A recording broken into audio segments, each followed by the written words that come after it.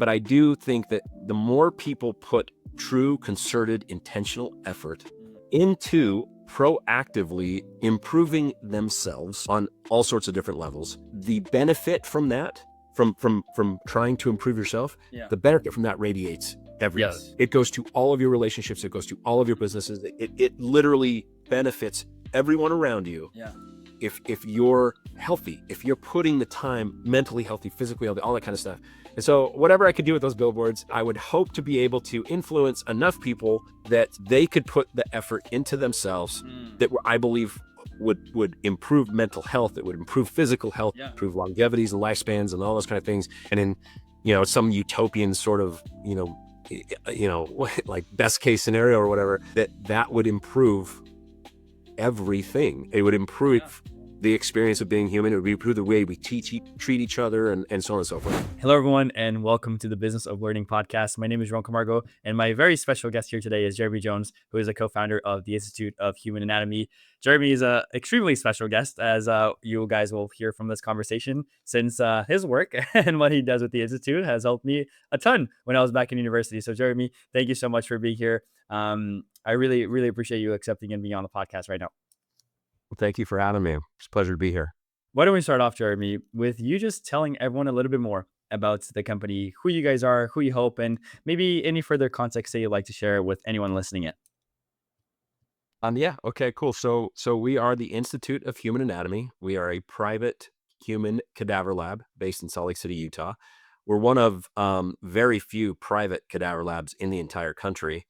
And we were founded back, I believe it was 2011. And my business partner and co-founder is Jonathan Benyon. He happens to also be my brother-in-law. So that's pretty convenient.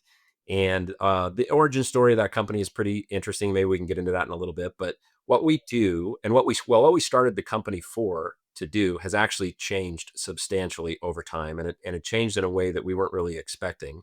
But being an entrepreneur my entire life, when we started the company, I knew, and so did my brother-in-law Jonathan, that we eventually would want to scale that business as typically any entrepreneur wants to do with their business. They want to scale it.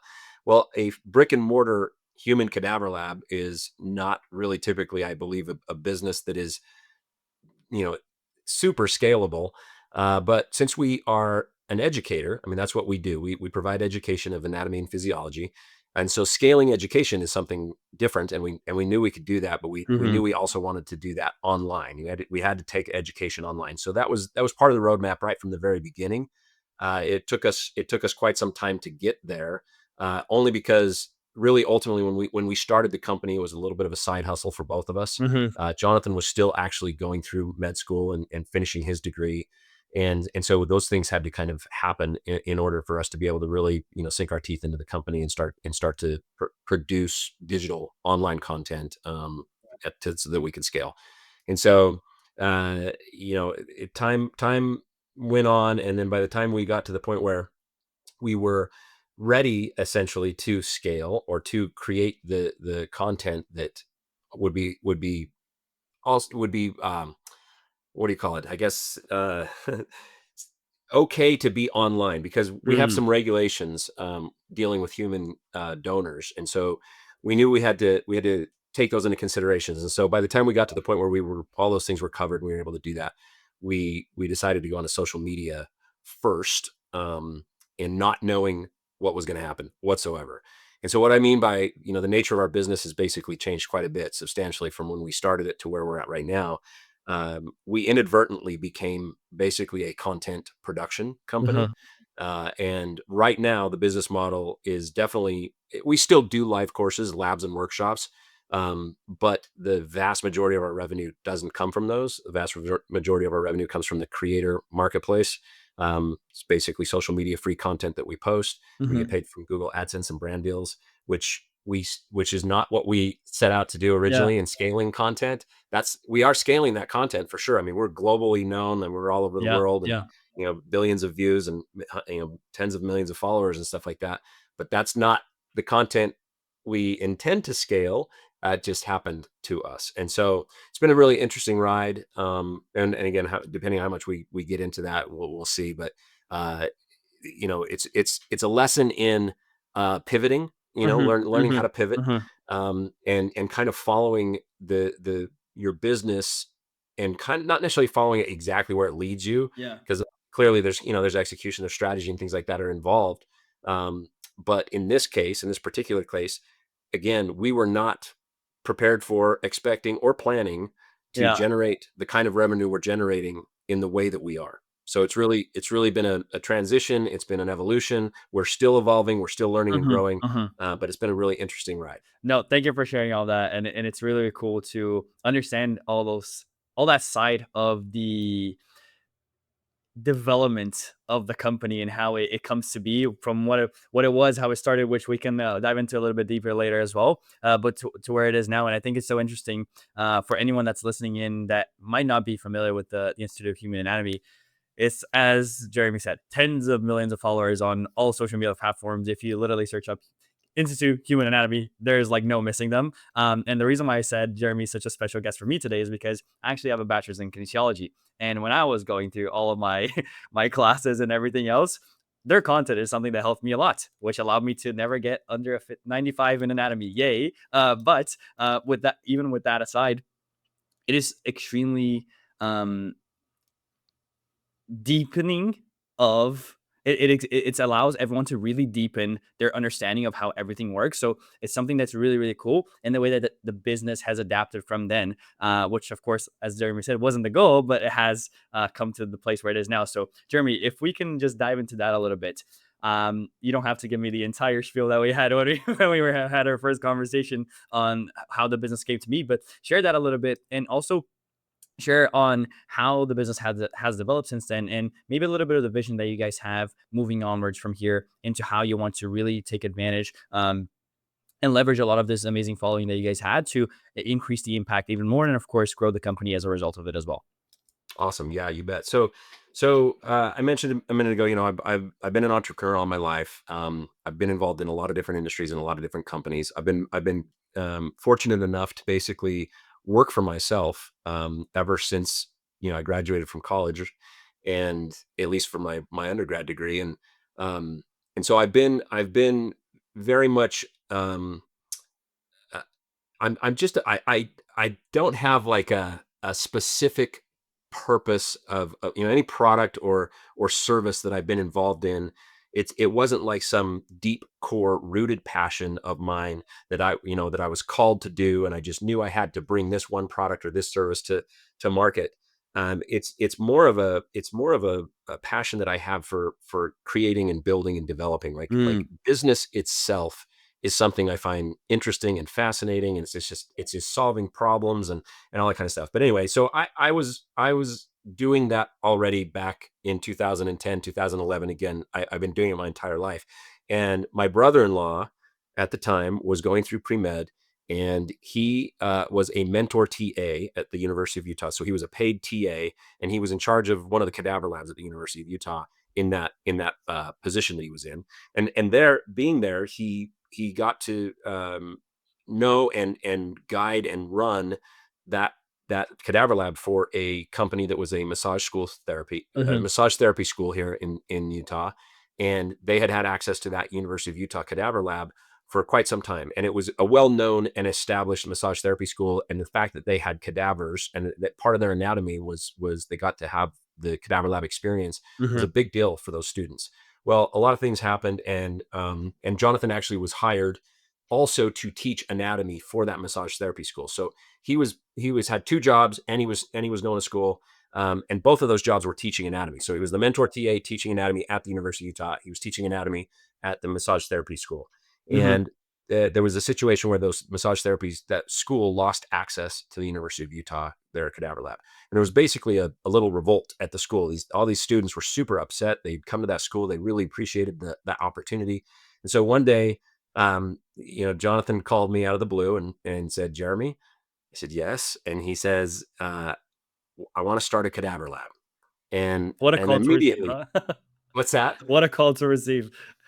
Absolutely. And Yeah. so, I was very used to, talking business ideas with all sorts of people. I mean, that's just something, again, that It was just kind of came natural to me. It was something that I always liked to pursue. And so, getting involved in businesses or just discussions or advising or whatever, it was always there. And from his point of view, I was the natural, person to call and talk to. I mean, we Mhm. already knew each other. We trusted each other. Yeah. He knew that I would bring the business side of the business side of the business to the business, while he knew what role he was going to play. I mean, he's going to be the educator and the dissector, and he knows all of that kind of component. Mhm. And he just realized, and he thought, these kids are so upset that they're not getting this access anymore. There's a demand here. This might be a business. So, and he called me and he said that, and of course, I immediately, I've talked about a lot of different businesses, but that was absolutely the first time that had ever crossed my path. Yeah. And clearly, immediately, I'm super curious. And I also almost did do pre-med myself when I was in school, but I didn't. So I was already curious about the human body. I also had some things in my family, um, that hereditary genetic things that are in my family that also gave me a very, I guess, more a higher level of interest in Mhm. the human body, and not necessarily, well, from that side of things, that was more of like a medical situation. Again, genetics and hereditary components and issues or conditions. I also played soccer, and so I very much was interested in exercise and staying in shape and all that kind of stuff. So, anyways, it was a natural curiosity and a good thing for me immediately. And then there was another side of me also that I was a horror fan. I like Stephen King and that kind of stuff at the time, and so there's like a morbid Into kind that. of a component there. Yeah, with the human cadaver thing, it was like, oh my gosh. So anyway, so I asked him more about it, and he told me the story about how those kids lost the access to the cadaver lab, and they were upset. And so we had a couple of conversations, and we knew immediately. We kind of thought, okay, what other types of institutions or programs or people would be interested in getting access to a cadaver lab and learning anatomy through that Mhm. process and or dissection. And so in developing out what that business would look like, there's also some other additional potential use cases for something like that, which would be medical device testing and or medical device training, which we did do a lot of in the first I don't know, 8 to 10 years of our business, where we would contract with Boston Scientific or Merck or some other medical providers that would want to come in and have doctors come in and train on their newest devices Mhm. that they were releasing. And in those cases, we use different bodies, different styles of bodies. They have to be fresh cadavers so that the surgeons can actually produce or do the procedures on there. But anyway, long story short, I mean, I could talk about this Yeah. a lot. There's a lot of stuff that goes into this. Super fun. But we did a little bit more research, and it come to find out that, yeah, that we thought that there would be a need here, and Mhm. and at that time it would be a localized need for sure. But basically, anybody that's either pursuing a career in health, wellness, or anything like that that has anything to do with the human body, or anybody that already has gotten into a career such as massage therapy, even for example, or yoga teacher training, Mhm. that is a body related. Those people would not only be interested in this, but they would also potentially want to come to us for continuing education. And so, yes, we decided and we were able to discern fairly quickly that, yes, that this is an opportunity that definitely would serve a purpose here in Utah. So we did some interesting stuff to get the business up and running. I made some phone calls, and I'm normally the guy who sets up a business, and I call the state and I call the cities to ask them what I need to do in order to be able to do this. And they didn't know how to answer those questions. Nobody had ever called them to do this. Every single cadaver lab that's in the state of Utah at the time was 100% directly affiliated with the university. And so, we had to, cross some boundaries and some chart some paths that me having started already at that point in time, like 5 or 6 different businesses, this was a completely new experience for me as well in that side of things, meaning all of the nuts and bolts were basically the same, but the people not knowing how to advise you on what types of licensing Yeah. or The intricacies or are different. Yeah. yeah. So it's fun. It was a fun experience. We get it going, and immediately we were able to start filling that with what we intended to do. And again, I mentioned that it was a side hustle at the time, so we had a scenario that we did a really great deal with a local school district here in Utah, and it afforded us the ability to have very, very low overhead. Mhm, mhm. And so, and it was a good symbiotic relationship because we actually provided services to this technical institute that had the facility and so on and so forth. And so it was a really great exchange, and it made it so that that business could technically be a side hustle for both of us. Because again, he was still going to school full time. Mhm, I was working on other businesses full time. But that's how it started. And again, it was somebody who was in an industry, you know, teaching education that saw a an opportunity, and and then we explored it, and mhm. upon after that exploration and that review process, we were determined, okay, that yeah, this is a business model. Yeah. And so yeah, we started it out, and and we've done a lot of different things over the years in doing that, and it grew to where we are today, which again is a kind of a different phase here. So Uh-huh. we went online in the very end of 2019, and right before COVID hit, really, which I think was kind of fortuitous for us, Mm. with respect to everybody kind of going indoors and watching a lot of content. Yeah, yeah. And we went online with social media.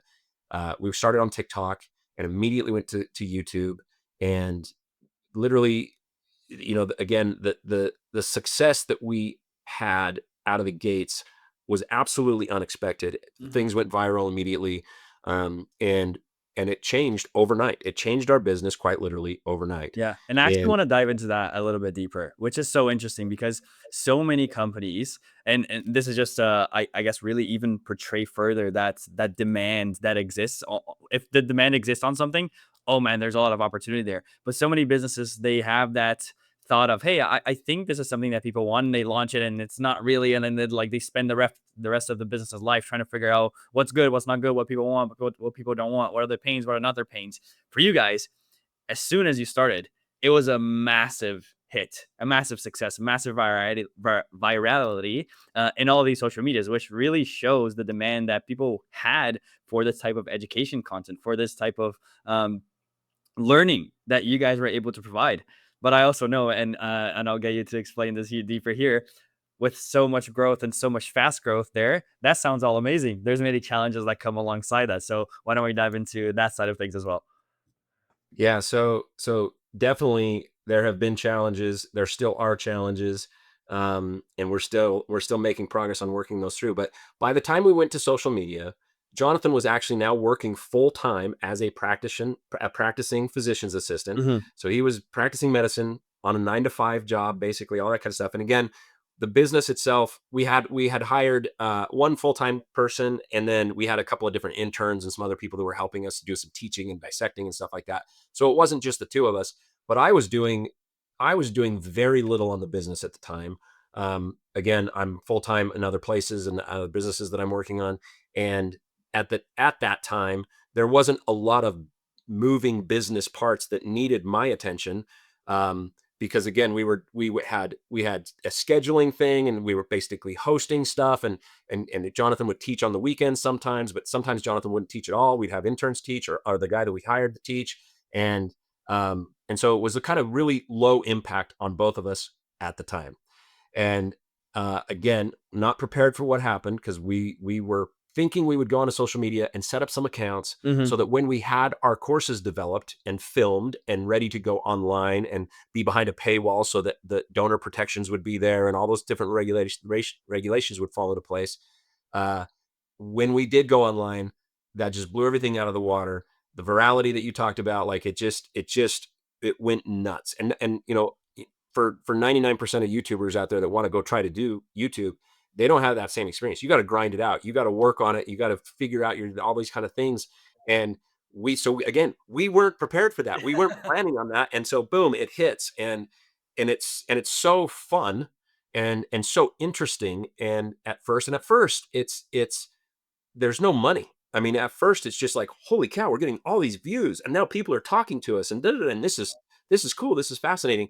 And so, okay, so you start to develop content, but again, how fast things happen for us, we were monetized very quickly, and so we were able to monetize the YouTube uh, account very quickly. Hmm. TikTok did pay us over time, and it did earn some revenue, but TikTok was not necessarily in its infancy at the time, but it wasn't nearly as developed as it is now, and the way that they pay out is different and all that kind of stuff. So as soon as we went onto YouTube and started to drive traffic from TikTok to YouTube, that picked up and went very quickly. So But what it did is now all of a sudden I look at it like uh, when we got on the YouTube rocket ship, because it was a rocket ship Mm. for us. It literally was just straight growth right out of the gates, and when we did that, again, at first it was fun, and it was like, oh, we're making content, and Jonathan and Justin. Justin was the guy that we had hired, and he had been trained by Jonathan since Justin was actually at that massage school that I mentioned at the beginning, and Jonathan had taught him anatomy and stuff like that. And Justin was a licensed massage therapist, but he came over and taught classes for us and stuff like that. And so he was helping create content with Jonathan, and it's interesting to see the progression of the Mm. content and how the quality, how much it got better and quicker and stuff like that. And one of the things that we do too is I'll say this, like now our mission at the Institute of Human Anatomy is not the mission that we originally started out with. Now it's we want to teach as many people as we can on the planet all about the one thing we all share, which is our bodies. Mm. And obviously through social media and the internet, this is just it makes that so possible in ways that never would have been able to have been achieved earlier. And so what we produce on social media we call edutainment. We absolutely provide very good, high quality, competent education Hmm. at the same time trying to entertain Yes. the viewers. And I think we've done a great job of that. Jonathan is an amazing teacher. Yes. He teaches great live. Like he's naturally born for this. He's also a perfectionist, and when you are a creator and you're the face of the company or you're the face of the channel, it's you, and Hmm. it's you're representing it. And so with him being a perfectionist, I like there's a couple things there with the content that we provide. We want to provide accurate information, so Uh-huh. that means perfection. And then, but Jonathan wants to provide high quality content. He wants to be engaging and stuff like that. And so he puts a lot of time, a lot of effort into producing that, and I think it really shows. And I think the results show for themselves, It does. Yeah. and the following and all that kind of stuff. I mean, it just comes. And so it's been awesome. But what that has done, since it's the rocket ship I mentioned, it's like we got on that YouTube thing and it was like, hold on, just hold on. You're not even going to get enough time to do anything else but to hold on, because it's Hmm. going to go fast. And we started producing content quickly, and we got on this rhythm where it was one video every single week for YouTube on top of other social media platforms. We started to build on YouTube or Facebook and Instagram and stuff like that. But our main focus really as a company was YouTube. Um, but both of Jonathan and Justin at the time back then also put a little bit of focus on TikTok and Instagram, but the YouTube was where everything was falling into place. And so to come back to what you mentioned, and those the challenges that created. Number one, I mentioned that Jonathan was working full time as a clinician, and I can't remember exactly how long it took him, but I'm pretty sure it was in that first year of 2020 that he had to. Well, he still hasn't. He's never actually quit. He Mm. still does practice medicine weekly, and he loves that. I mean, that's what he trained, went to school for, and stuff like that. But he also loves to teach. Like that's what his passion was at the time he came up with this idea. He was Mm. teaching, and he excels at teaching, and he wants to help people. Like that's why he's a clinician. He's a PA. He thoroughly enjoys helping people. That's why I'm in business. I want to help people Yeah. with whatever, whether it be education or a product or a service or Yeah. whatever. Yeah. It's all about helping people. But so Jonathan, number one challenge was, okay, how does he get more time in front of the camera when he's working a full-time job? We're still teaching on the sides and labs and all that kind of stuff. So yeah, he had to make the leap. Eventually he took the leap and completely cut back on that. Um, but here's the other challenge. This is the main challenge that we've suffered this entire time. Actually, I'm gonna identify two for Okay. your listeners. And some of these are very unique, I think, situations. But number one was, okay, since we did not see this business opportunity coming our way, this Hmm. social media Yeah. The way opportunity. that it did. Yeah. Yeah, we didn't plan for it. We had no, had no expectation for it. And so now all of a sudden we're on this rocket ship.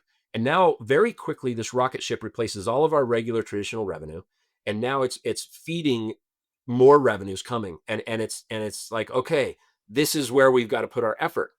with the problem with that, and it's a really great problem to have, but the problem with that was that it did not provide any extra time to produce the content we originally set out to produce, which Mm, was is the online courses that are much more in depth, much more structured. mhm, mhm. It's Jonathan's still an amazing teacher, whether he's teaching social media edutainment or whether Yes. he's teaching live or whatever. Um, but it is a little bit of a different animal. So filming Yes. it and producing it and stuff like that is different. But we didn't have the time to do that with everything else that was going on. Mhm, And so here we are in 2025, and we have produced some of the content that I'm talking about, but not nearly as much as we would like to. And we're in a moment now, or I'd say over the last like I don't know 4 to 6 months, where we recognize that this is not a business as it is. mm, I do believe that there are people who are content creators that fully have a functioning business in being a content creator. However, if if they don't have things in place to where their business can continue without them, mhm.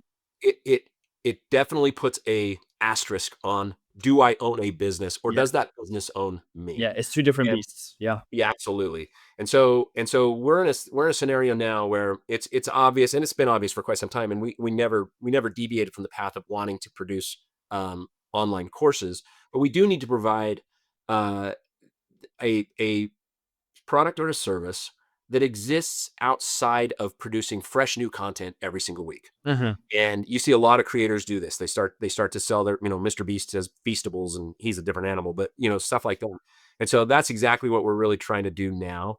Our team is growing a little bit, and we want to be able to produce that type of content so that again, we actually create sustainable enterprise value that exists and can move on, whether Jonathan is able to film a weekly YouTube video or not. Mhm, And mhm. that's where we're really trying to shift all of our effort this year and into next year. It's not that we're not going to continue to create social media content. We absolutely always will. It's apps. It's a massive source of leads and information, all that kind of stuff. But without a product to sell to our audience, those that really want to learn, we don't have really a sustainable business, and we don't have a business that has a ton of transferable value. We have been approached by a whole bunch of different entities that would buy our book of content.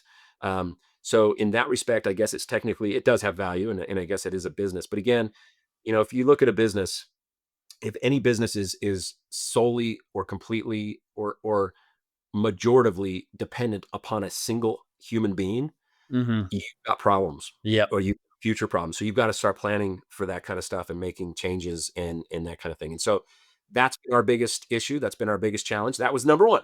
Number two is this. Uh, and this has been so fascinating because I told you right at the beginning of this, like, or at least our origin story, Mhm. we knew who our target customer was. And, it's a subset of people basically, but we had a pretty good idea who those people were that wanted to come and take class in a Mhm. lab. And then there were some other customer types, like I mentioned with the medical device Yes, yes, yes. and stuff like that. But when you go into social media, at least for us, because our channel provides so much information that it actually attracts a lot of different customer archetypes. And we've done surveying, we've done some of this stuff. And so if somebody were to ask me from a social media site, who's your ideal customer or who's your ideal viewer, your audience member, right? Well, I can tell you actually with pretty high degree of certainty, just because of our numbers. They're so big, almost 8.5 million on YouTube and 10.7 on TikTok, and over 2 million on Instagram, or over almost 4 million on Instagram and Facebook combined. But that's a lot of people. That is a ton of people, right? And because of the ability to reach so many people, the bulk of our audience, percentage wise, is going to be people who are just curious or lifelong learners, but not necessarily professionals or students that are studying to get somewhere or apply that knowledge. It's basically the majority of those audience members are people that absolutely love the content, but they're consuming it out of curiosity. They're consuming it out of entertainment. They're consuming it out of wanting to learn, But again, what they're going to do with that knowledge is just for themselves. They're not pursuing a career or a profession with that or anything like that. Percentage wise, again, that's the biggest percentage. But however, we've got some other very discernible groups in there that we can identify, and they do fall into these different archetypes. But why I'm bringing that up, Joe, is because with any business, basically, you identify your ideal customer, Hmm. and uh, and so as we are developing all this content for the masses, well, now that we're going, okay, we're going to develop content for ideal customers, and so identifying exactly which niche of those customers or Hmm. those audience members that we want to serve first has been a challenge. And Mm. it's a I mean, it's a great challenge to have because we have these followers that are consuming our content and do want more content from us. Yeah.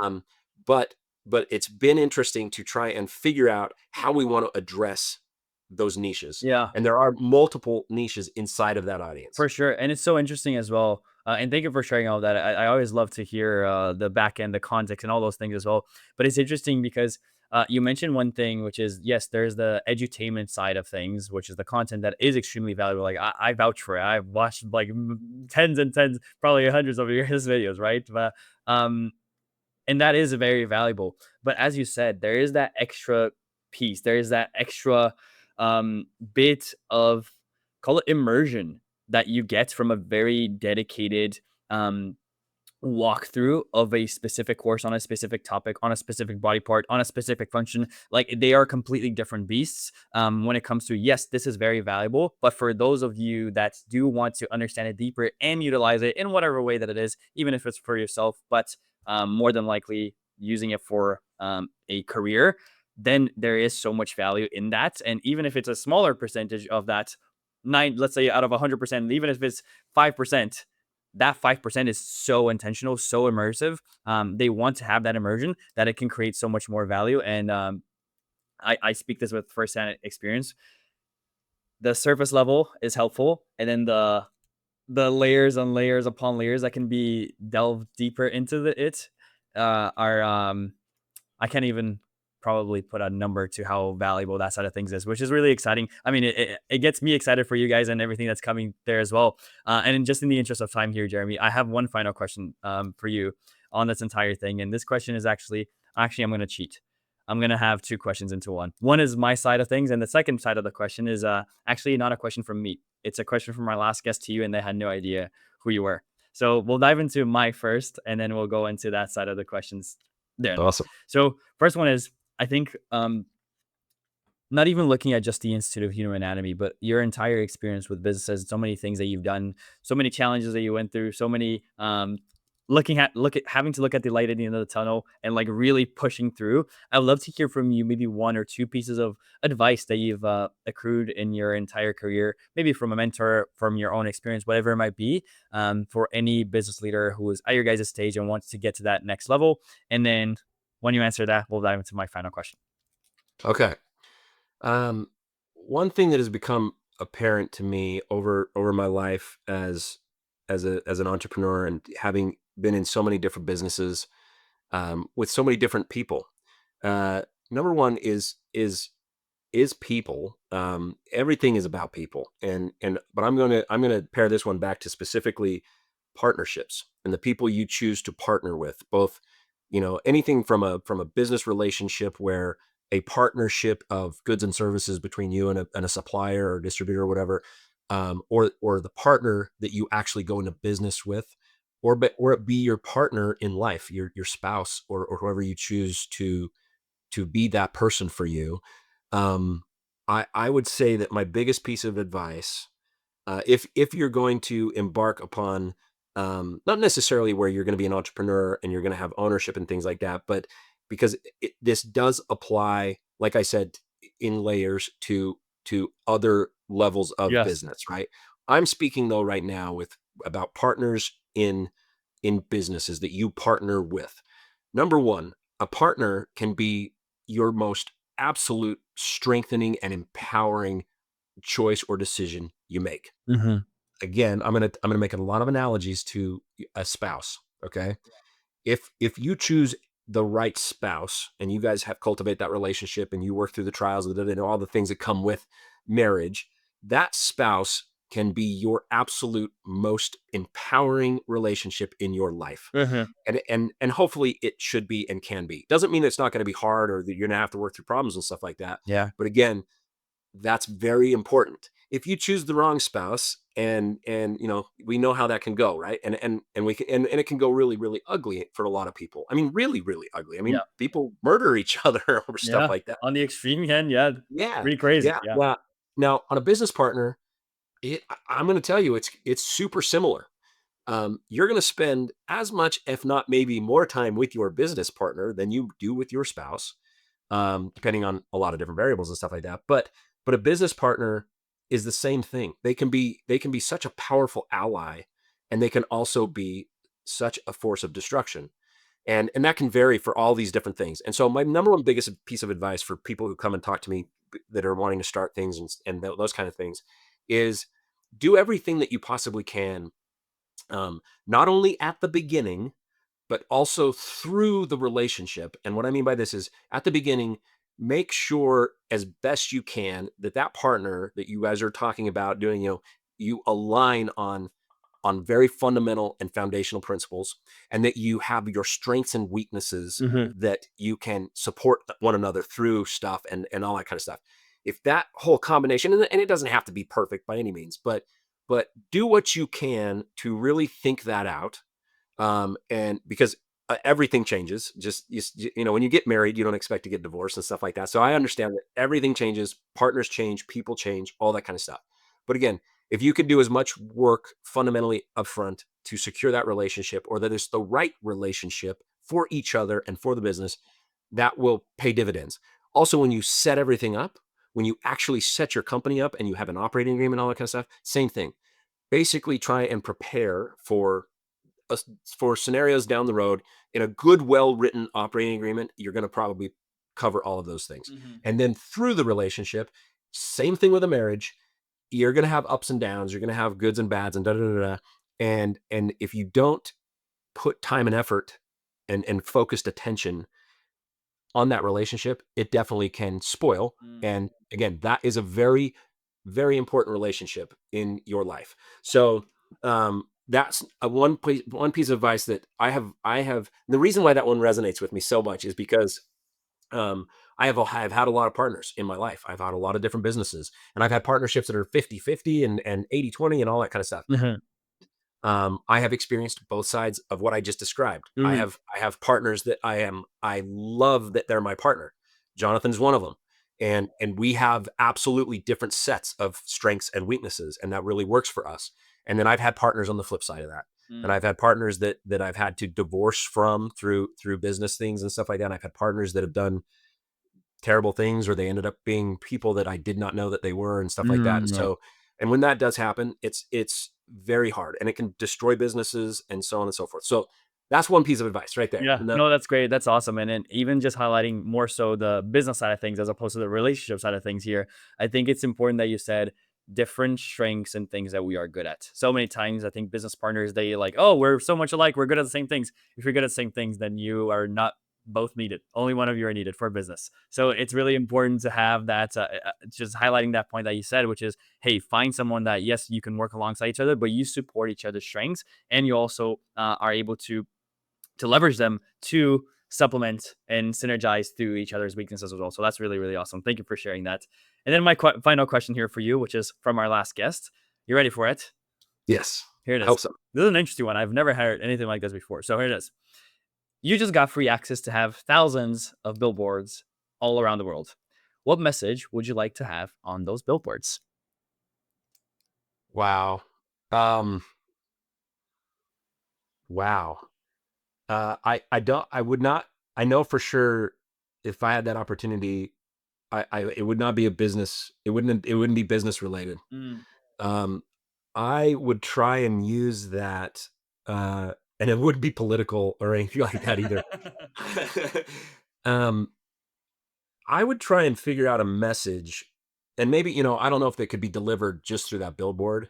I mean, it would probably need to drive people somewhere to learn more or get more information or something like that. But um, the I man, this is a good question, and Yeah. As soon as he said it, I was like, "Oh, this is awesome. I yeah, can't wait to I hear your just answer." know that um there is so much capacity in human beings to be both absolutely amazing and absolutely disgusting and terrible. And what we are capable of as a race is just astounding. I mean, look what we're doing right now in just look what you has happened since you've been alive. I Yeah. mean, Yeah. so many developments, so many things are going on. But with that, obviously there's so much pain and suffering. And I would and I'm not like I don't know, a socialist or anything like that, where everybody has to be equal or anything like that. Not even close. Like actually, I believe heartily in capitalism. I'm an entrepreneur. Like I totally believe in um, getting what you work for and putting in the hard work and all that kind of stuff and being rewarded and all that kind of stuff.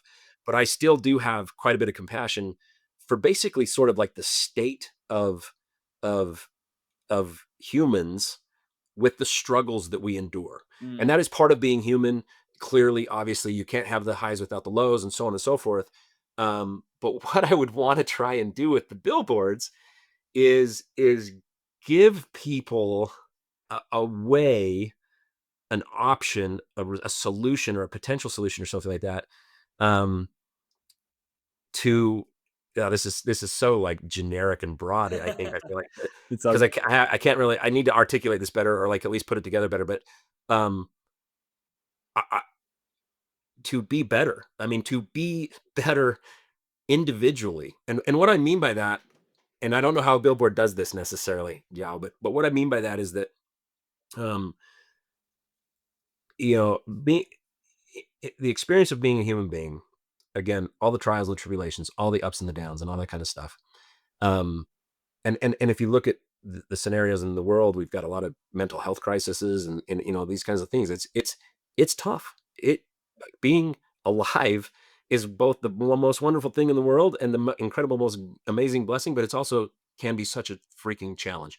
And so, what I mean by being better is that if I could give everybody on the planet, I mean, I think this absolutely applies to every single human being. I I'm trying to think of like the best human being you can imagine. Do they have room for improvement?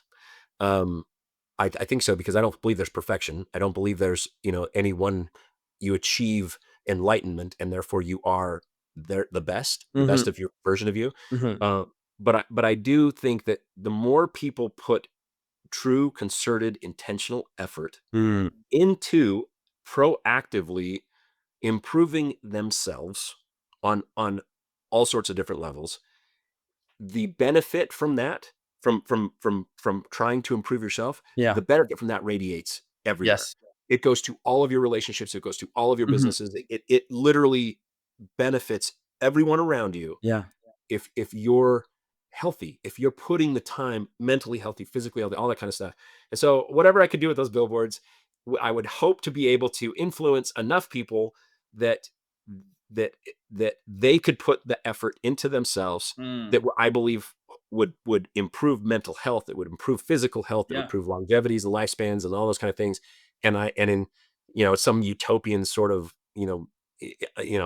like best case scenario or whatever, that would improve everything. It would improve the experience of being human. It would improve the way we treat each other, and so on and so forth.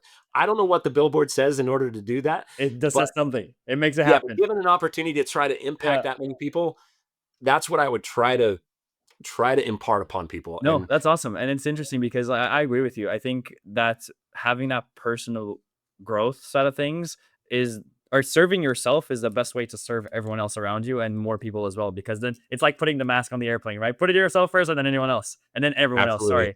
Sorry. So I think that really relates to that. So thank you for sharing that. With that being said, ladies and gentlemen, Jeremy Jones, thank you so much for being here, Jeremy. I really appreciate you. Where should people go if they want to learn a little bit more about you, and of course, also a little bit more about the company? Again, you mentioned at the beginning, finding Institute of Humanity is super easy. Yeah. We're all over social media. Just one Love to simple hear it. Google search, you're going to find us. Absolutely. Um, And as far as for me, you can find me on LinkedIn, find me through Institute of Anatomy. I'm not trying to build a personal brand, at least at this point in time, and so I'm not out there in that perspective. But I am on LinkedIn. I'm on my socials are my personal socials are nothing like what we actually do. I actually don't. I I do spend some time on social. I obviously have to with my businesses, Yes. but I'm not a massive social media Hmm.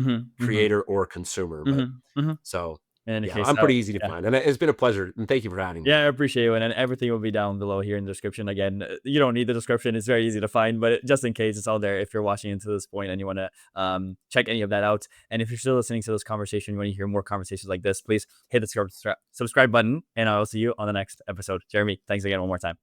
Thank you.